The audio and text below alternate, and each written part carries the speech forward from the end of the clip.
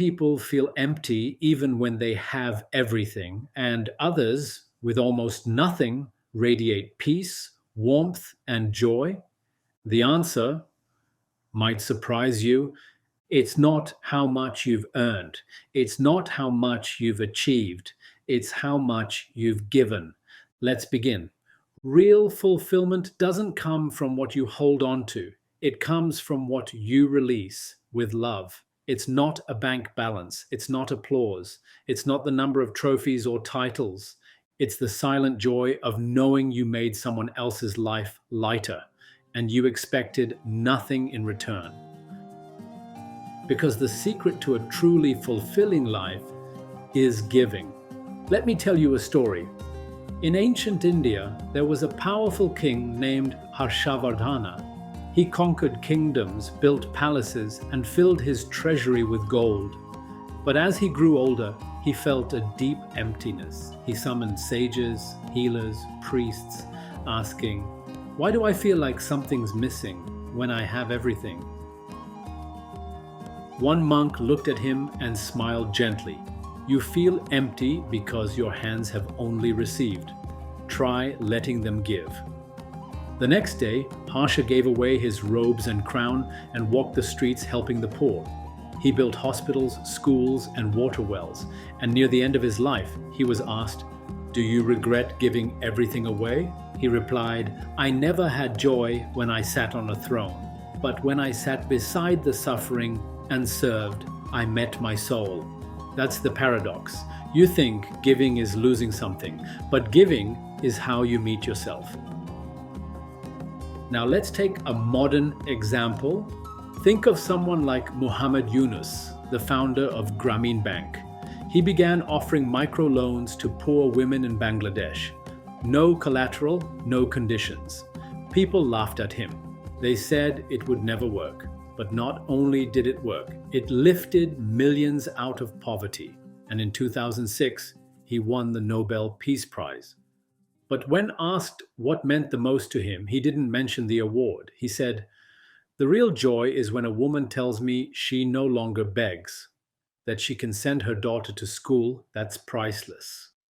He didn't give millions, he gave opportunity, and it fulfilled both their lives. Now let's turn to science for a moment.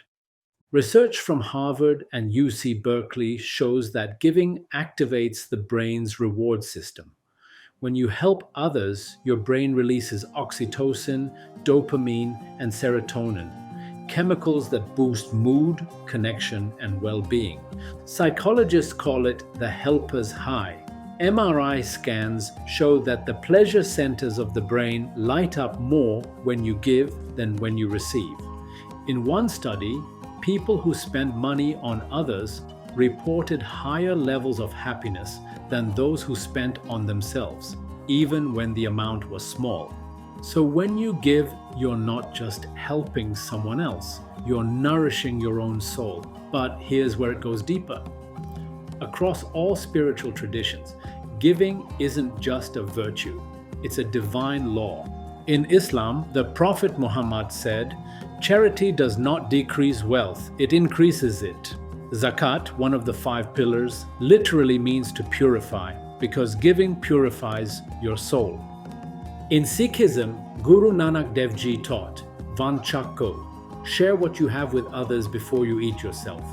In Judaism, giving is called tzedakah, not just charity, but righteousness, because to withhold help when you can give is to block justice.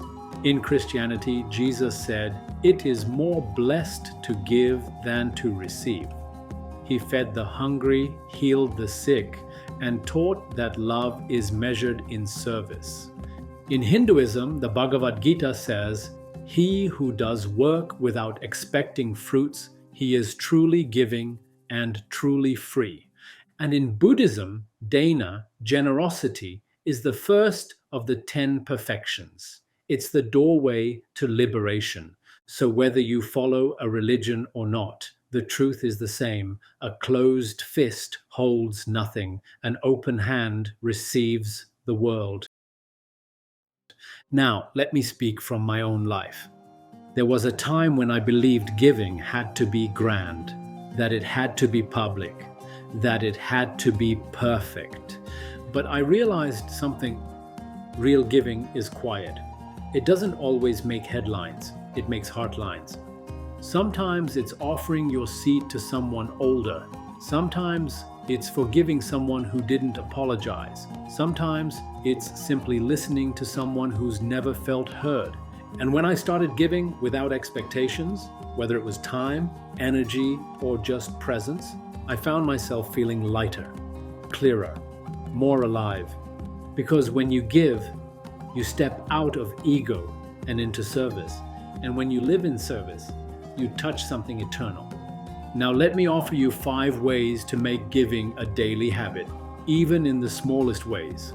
Number 1, give your time. Time is the most sacred currency.